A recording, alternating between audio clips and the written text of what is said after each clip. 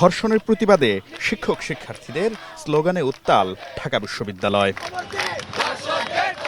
মাগুরায় শিশু ধর্ষণ সহ সারা দেশে নারীর প্রতি সহিংসতার প্রতিবাদ ও বিচারের দাবিতে রাজু ভাস্কর্যে প্রতিবাদ সমাবেশ করেন তারা। পরে সেখান থেকে বিক্ষোভ মিছিল নিয়ে সামাজিক বিজ্ঞান অনুষদ অভিমুখে যান তারা। সমাবেশে অংশগ্রহণকারীরা বলেন, সহিংসতা প্রতিরোধে শুধু নতুন আইন প্রণয়ন বা লোক দেখানো বিচার নয়, দিতে হবে দৃষ্টান্তমূলক শাস্তি।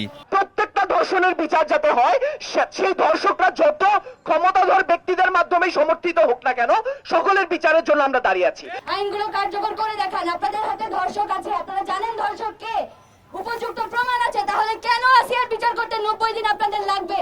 ধর্ষণ, সহিংসতা ও আইন শৃঙ্খলা পরিস্থিতির অবনতির জন্য স্বরাষ্ট্র ও আইন উপদেষ্টার পদত্যাগ দাবি করেন তারা। স্বরাষ্ট্র মন্ত্রণালয়ে আমরা শক্তিশালী এবং একজন যোগ্য লোককে দেখতে চাই। জনসাধারণের নিরাপত্তা নিশ্চিত করতে চরম ব্যর্থতার দায় নিয়ে স্বরাষ্ট্র উপদেষ্টাকে পদত্যাগ করতে হবে। শাহবাগে অবস্থান কর্মসূচি পালন করেন বিভিন্ন স্কুল কলেজের শিক্ষার্থীরা। বিচারহীনতার কারণে এসব পুনরাবৃত্তি ঘটছে বলে অভিযোগ করেন তারা। দর্শকের বিচারের নামে প্রশাসন চলে, নাটক চলে এবং দোষীতার পরিবারকে